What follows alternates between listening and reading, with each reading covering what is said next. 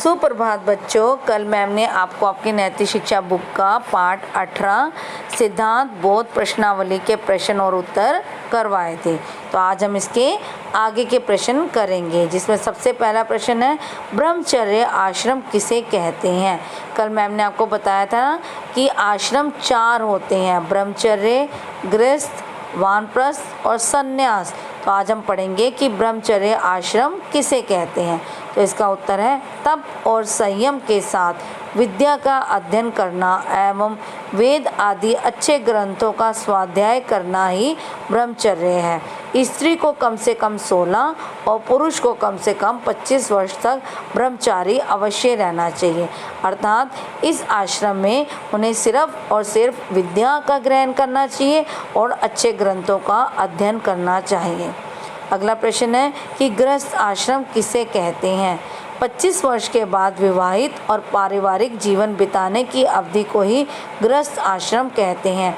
इसमें संतान उत्पन्न करना, उसको योग्य बनाना, धन और ज्ञान प्राप्त करना तथा धर्म युक्त जीवन बिताना आवश्यक होता है और यह आश्रम 50 वर्ष की आयु तक रहता है, अर्थात 1 से 25 वर्ष तक ब्रह्मचर्य आश्रम और 25 से 50 वर्ष की आयु तक गृहस्थ आश्रम। अगला प्रश्न है कि वानप्रस्थ आश्रम किसे कहते हैं।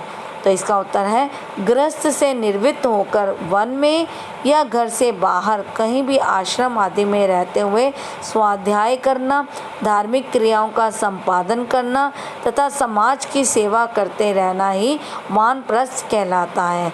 धन से वैराग्य एवं परलोक की सिद्धि की साधना इसी आश्रम में ही की जाती है। त्यागपूर्ण जीवन बिताना भी इस आश्रम में प्रमुख होता है। अगला प्रश्न है सन्यास आश्रम किसे कहते हैं।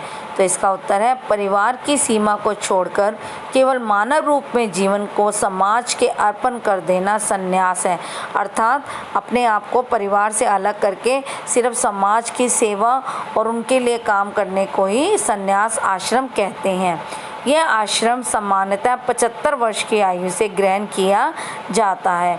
विशेष वैराग्य की स्थिति में इसे सीधे ब्रह्मचर्य से अथवा गृहस्थ से भी अपनाया जा सकता है, अर्थात ये व्यक्ति की इच्छा पर निर्भर है कि वह ब्रह्मचर्य के बाद भी संन्यास आश्रम ग्रहण कर सकता है या गृहस्थ के बाद भी सीधा संन्यास आश्रम ग्रहण कर सकता है।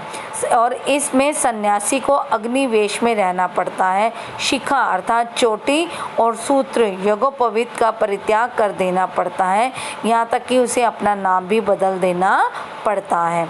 अगला प्रश्न हमारा क्या है, वर्ण और आश्रम व्यवस्था का मुख्य उद्देश्य क्या है, कि हमने अपने समाज को वर्ण या अपने जीवन को आश्रम में क्यों बांटा हुआ है। तो इसका उत्तर है वर्ण का संबंध सामाजिक व्यवस्था और सामाजिक उन्नति से है और आश्रम का संबंध हमारे निजी जीवन और व्यक्तिगत उन्नति से है। व्यक्ति और समाज एक दूसरे पर निर्भर हैं, तो दोनों प्रकार की उन्नति से ही सुख और शांति संभव है। इसीलिए वर्ण और आश्रम व्यवस्था की व्यवस्था की गई है।